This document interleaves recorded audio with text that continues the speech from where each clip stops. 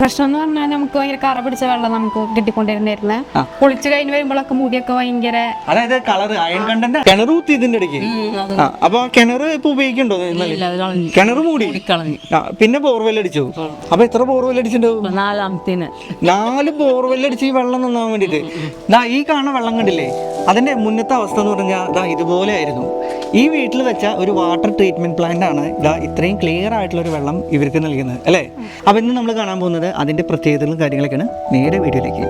അപ്പൊ നമ്മൾ നേരത്തെ കണ്ടത് അതായത് ആ ചളി കളർ വരുന്ന വെള്ളം ഒരു 3 ആഴ്ച, ഇപ്പൊ ഏകദേശം 3 ആഴ്ച ആയിട്ടുണ്ട് അല്ലേ ക്ലീൻ ചെയ്തിട്ട്.